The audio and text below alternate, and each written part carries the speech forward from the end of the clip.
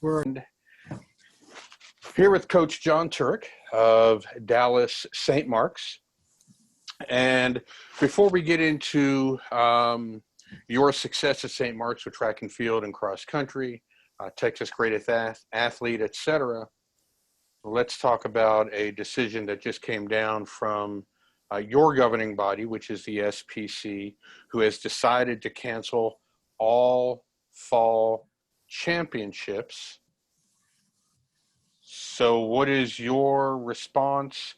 What is your reaction? Did you have any input? Did coaches have input into this? no, and really, we shouldn't. I think that these are decisions that heads of school have to make for the health of the entire school, not just athletics. Okay. And if that is the baseline, and knowing that the parents are going to trust us to make the right and safest decisions regarding their kids, in St. Mark's case, and regarding their boys, then they have to weigh a lot of things that we don't. We look, coaches, teachers, look at their world through their lens. And it's not easy for them to see outside of that lens and to take in all the other factors. But a head of school that has almost 900 boys, whatever we have, 800 boys, that's a lot of responsibility. And they have to make decisions that we may or may not agree with. I'm pretty neutral on it, to be quite honest with you. I have to be, because I'm also the go-between between the athletes and the institution and their decisions. And if I look upon things unfavorably or negatively, then I think that's going to be passed down to the kids. And I don't think that I'm supposed to do that. Right. So what did you tell the boys? I'm actually going to speak with them tomorrow. So all I've done is communicate through workouts that I gave them that were optional. But I have not spoken to the boys because, not because I didn't want to, but because I didn't want to give them false hope. I knew there was a lot of things in the pipeline, and I don't think it would have been fair for me as a representative of the school to speak out of context when the heads of the school and the powers that be weren't sure what was going to happen week to week. So now we've been given some clear direction. I am processing that direction, and I'm going to make the most of it, whether that's workouts, inter-squad meets, whatever. Because at the end of the day, this is only hopefully and prayerfully a short-term deal. Right. And so we have to look beyond that, because where are we going to be mentally coming out of it? And if we are constantly dwelling on the negative and, oh my gosh, and what if, and why this have to happen? Well, you can't operate like that. It's happened. It's here. We're not the only ones dealing with it. Everybody's dealing with it. Of course. So this isn't unique to St. Mark's like being hit with an F3 tornado. This is affecting everybody. We came out of that pretty darn good, and we'll come out of this and make the most of it. Are you still allowed to train the kids even if there is no competition? I have not been allowed to see my kids since March 13th. So we will be back in school virtually tomorrow. We will be back in school September the 8th. And I am awaiting the day that we can actually work with our kids every day. but again, fluid. Right, because there was some talk that some of the SPC football teams are looking to play an independent schedule, et cetera. Has that been any part of the cross-country conversation? I would say that we have talked about maybe doing some competitions within the conference, but that's purely at the pleasure of our athletic director Right. and head of school. What would we like to do that? Yes. Do we think we can do that in a safe manner? Yes. But again, I'm looking at it through the eyes of a cross-country coach and not through the eyes of the headmaster. Exactly. And obviously, I'll honor whatever he tells me to do. Fair enough. Now, you have been at St. Mark's how many years now? 27. And I stopped counting, but you have won numerous track and field titles. There was a string there from, I believe, 2004 to 2012. Then you throw in some years prior to that. You've had great success at cross country. What have you done to create a culture of success at St. Mark's?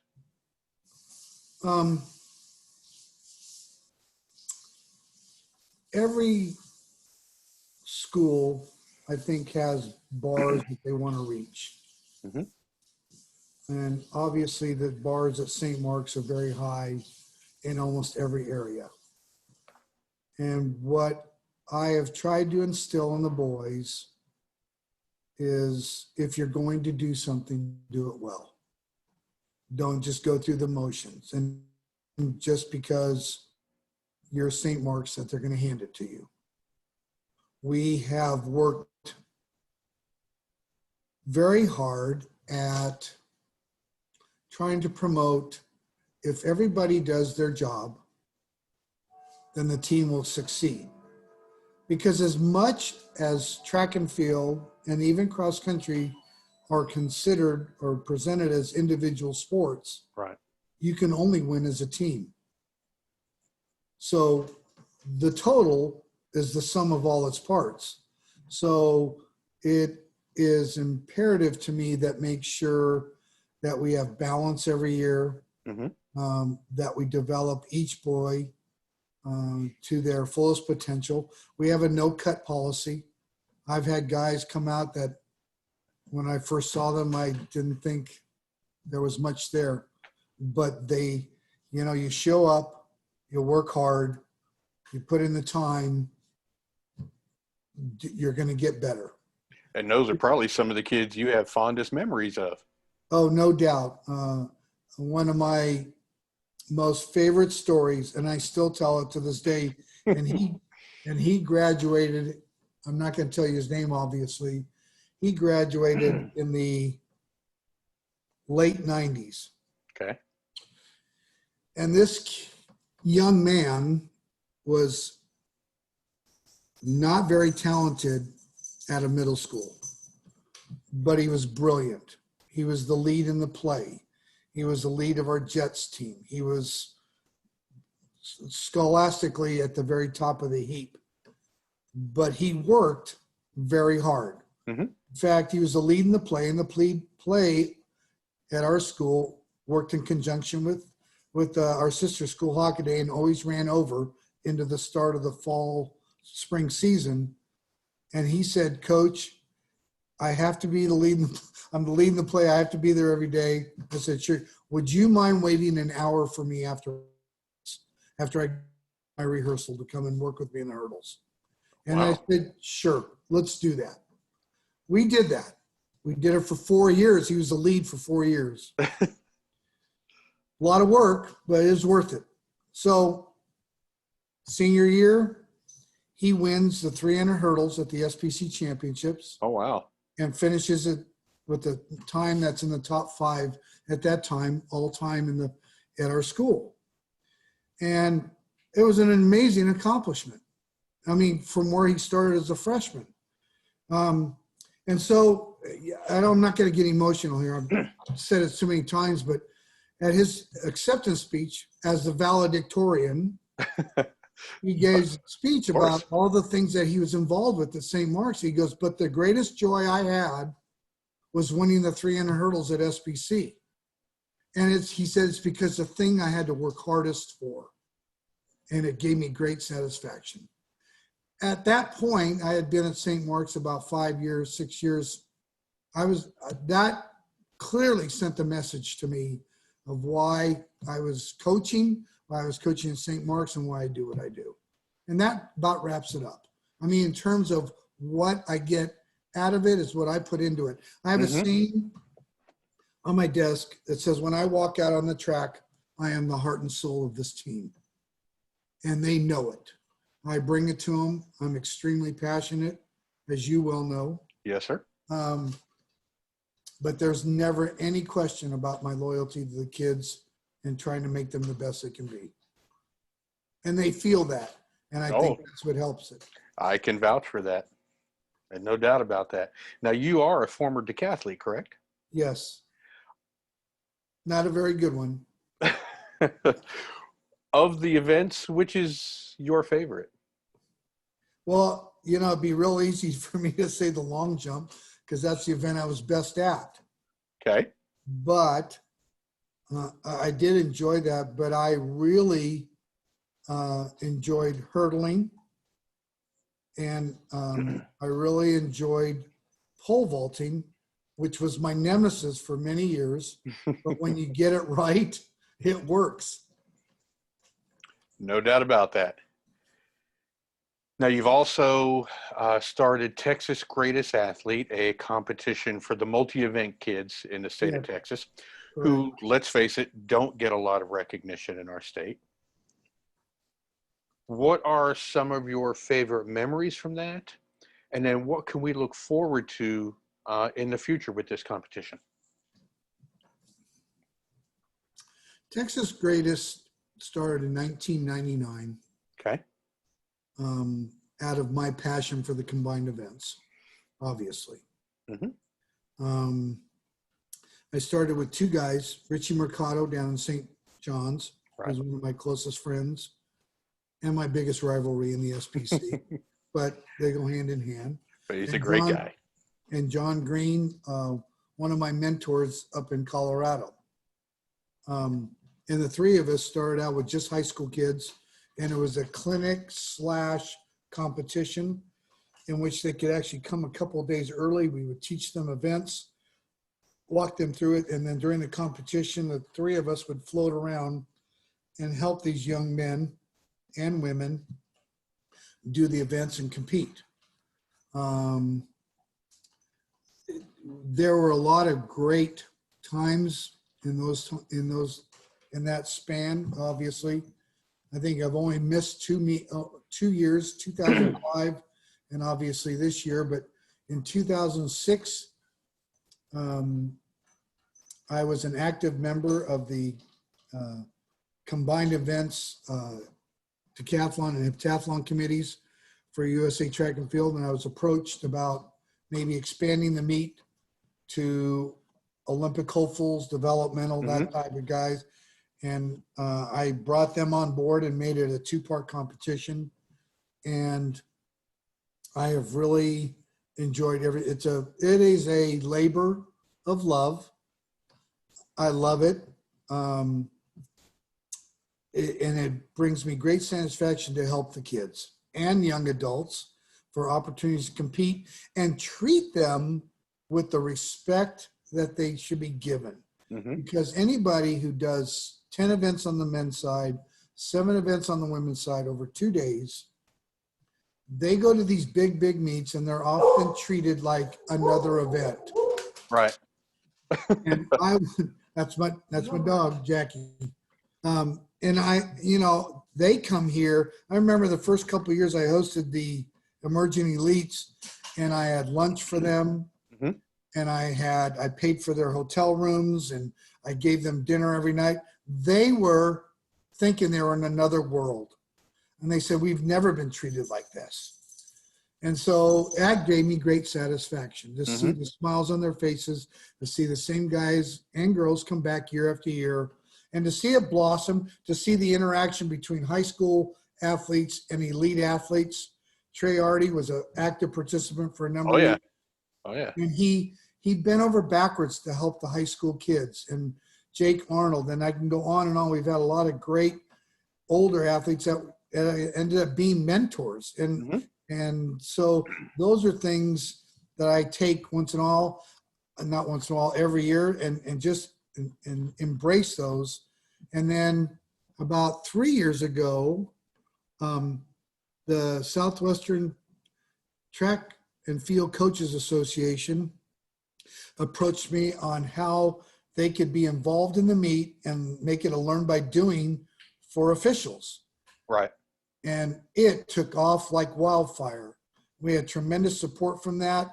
And we had wonderful response to it, because we actually had, it looked like the Texas Relays. We almost had more officials than we had athletes, and they were being catered to, and they were working, and they were learning events. And it just the whole synergy around the meet is a positive thing.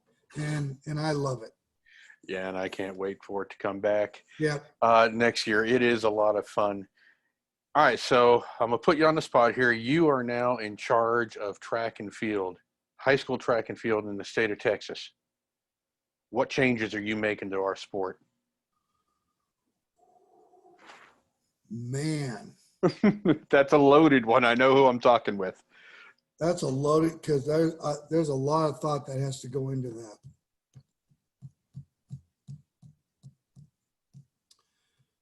What changes would I make to track and field in the state of Texas?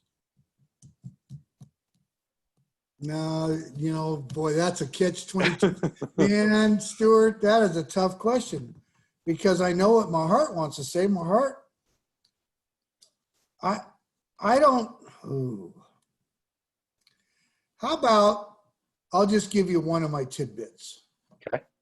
I think we ought to get rid of the 4x2, and I think we ought to add the 4x8. I don't think distance runners have enough opportunity to display their talent.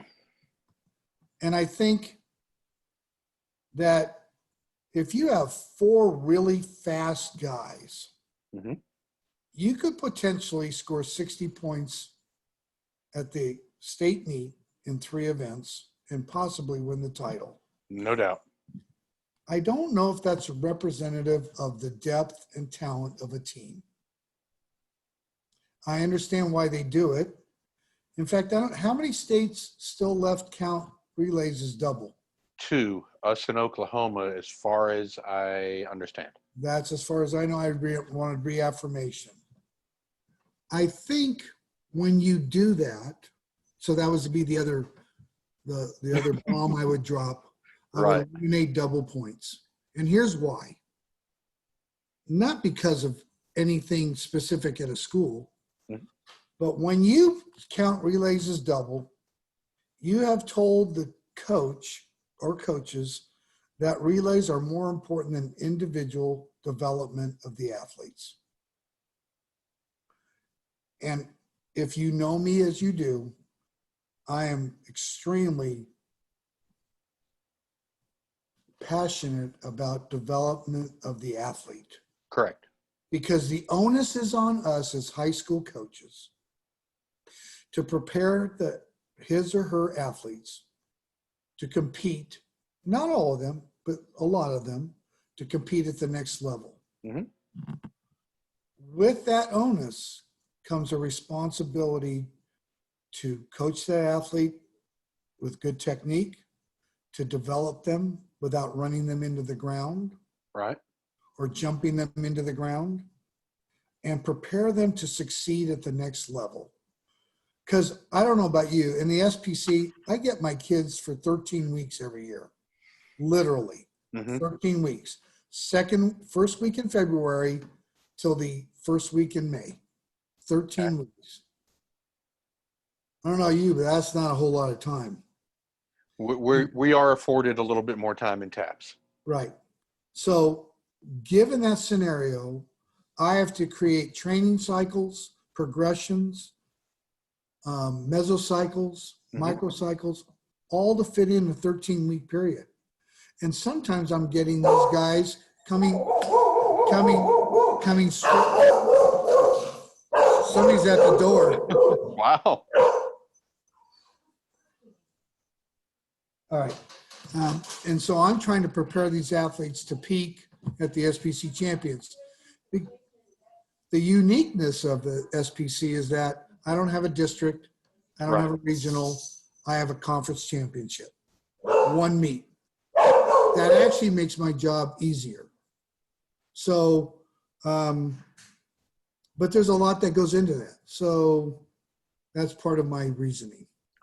And I got to be honest, I don't disagree with you. And the 4x8, by my last count, is about 39 or 40 states in the U.S. How many run the 4x2? Not nearly as much. It's Right. I want to say about 13. Yeah. I don't have this. I don't have my spreadsheet in front of me, but it's and I don't either. I remember my last count, which was a few years ago, because this the 4x2 has been in effect for about 15 years. Right. Years. I think I did an analysis at that time, and there were less. And I just, we've been on the forefront, Texas, specifically SPC, in regards to women's pole vault. Right. We did it before UIL did in TAPS. That is correct. A young lady from Green Hill.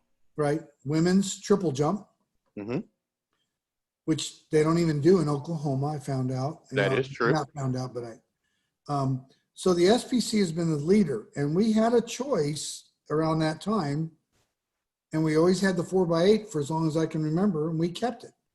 And somebody brought up, well, the UIL is going to 4x2. What do you think?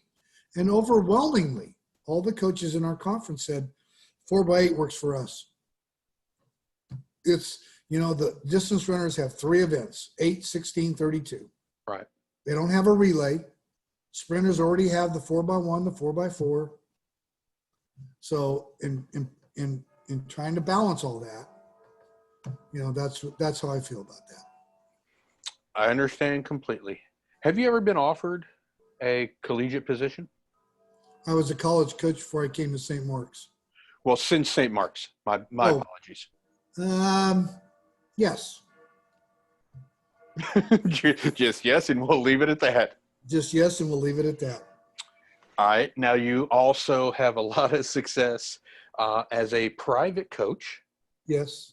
And you coach not only high school kids, but potential Olympians and as well some Olympians. How did the private coaching get started? And because I know you've given up quite a bit on like the USATF and AAU circuit, so to speak, and you're just more concentrating on some individual kids. Yeah. I'm kind of unique because I wear a lot of hats. I would classify myself as a high school coach, but I coach other high school athletes privately. I have been fortunate to work with Olympians, collegiates, never trying to be at the forefront, but always in the background. But when I started at St. Mark's in 1994, I couldn't understand how short the season was. And so I had a couple of really good athletes that said, well, we'd like to do something during the summer. And I said, and I'm being dead honest with you, this is 1994. I said, I don't know if there's anything for high school level athletes during the summer. Let me check into it.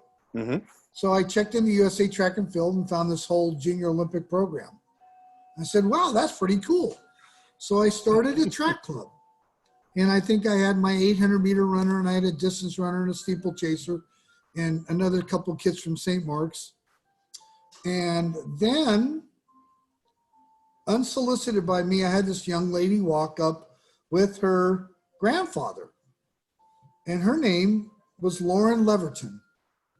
And she came out of, I'm going to forget the school. She came out of school in the Garland area. Okay. And She was an 8th grader. And her grandfather says, I heard you're starting up a track club and somebody told me you're a really good coach. I don't know who it was. And I said, well, that's really nice to know. What does your daughter do? Well, I think she's pretty fast.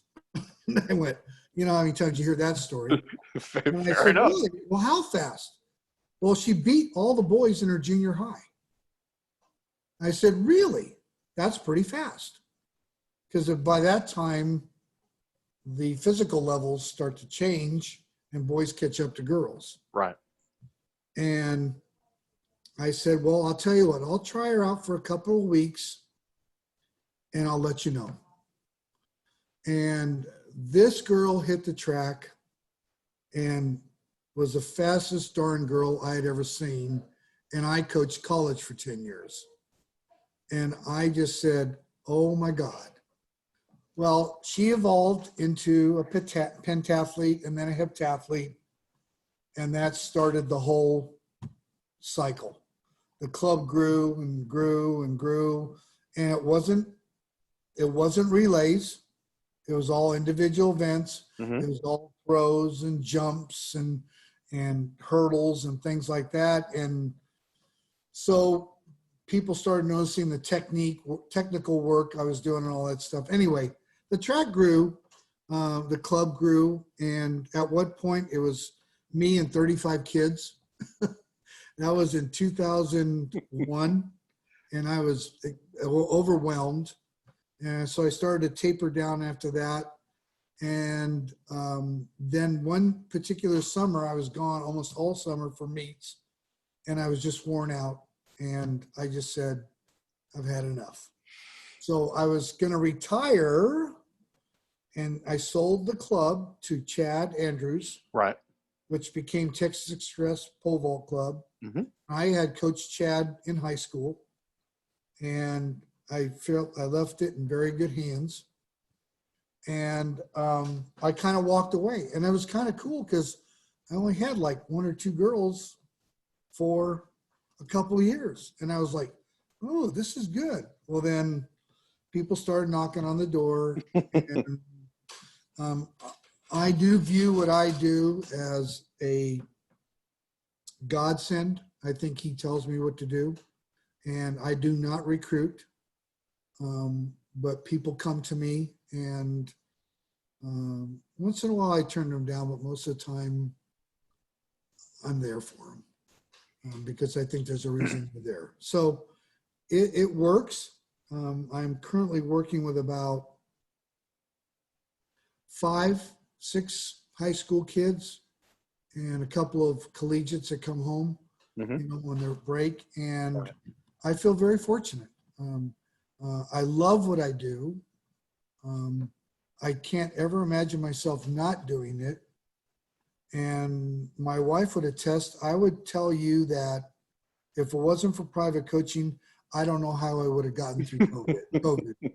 Because I started private coaching March 16th, right after that we got all closed down. Right. I have been coaching 5 days a week since March 16th, every day at the local junior high by my school, which I'm fortunate to have. And I have girls and guys drive in from you can't imagine where. And I feel very fortunate. See, now you just took the thunder out of my last question, because with COVID shutting everything down as far as major competition, obviously, with what was going to be a little bit more time over the summer for yourself, with COVID, and apparently not, what did you learn about yourself because of this pandemic and the way that it has changed our way of life since, like you said, at least mid-March?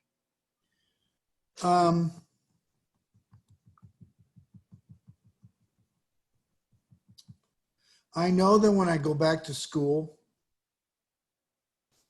in person and see my kids, it's going to take every ounce of fiber in my body not to hug them. Hear, hear. I love what I do. And I'm very fortunate to be able to do it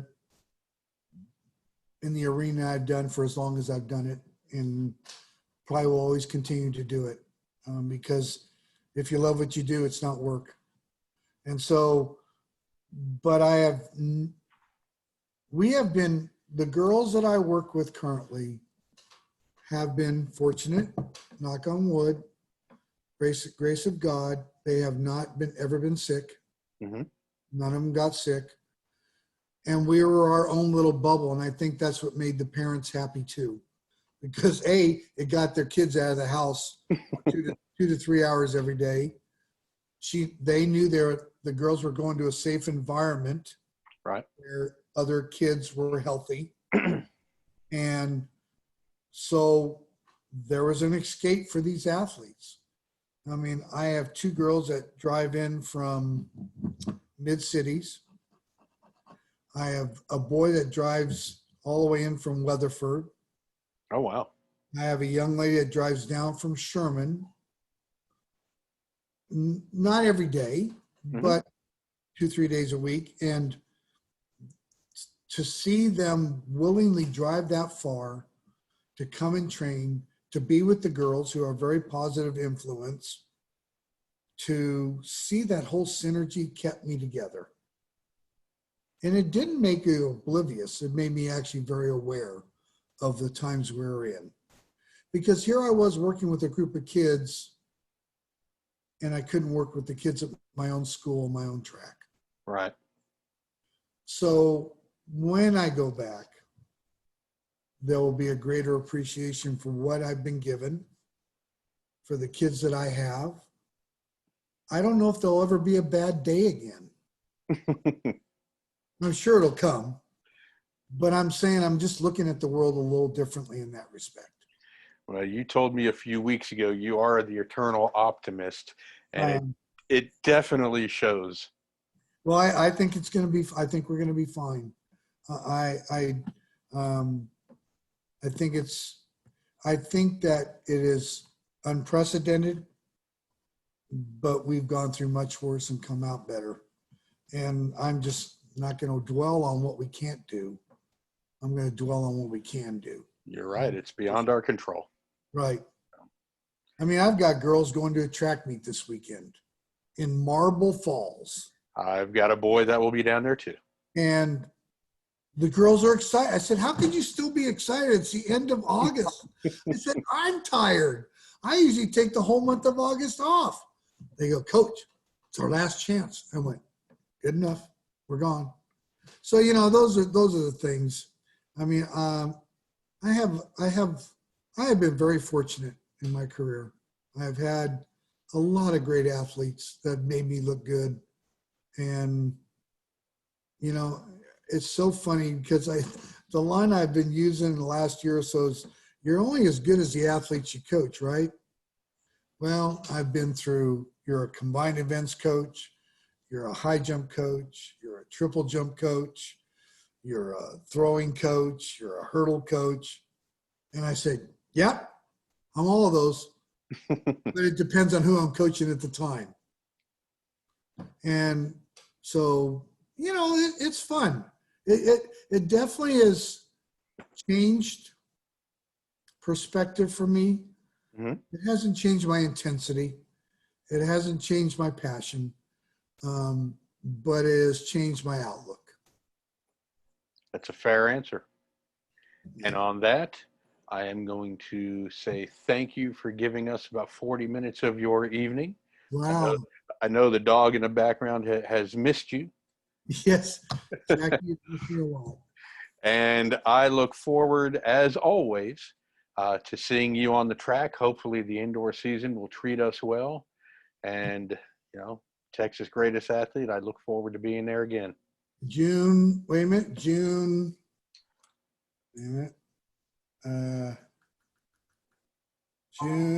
first weekend in June.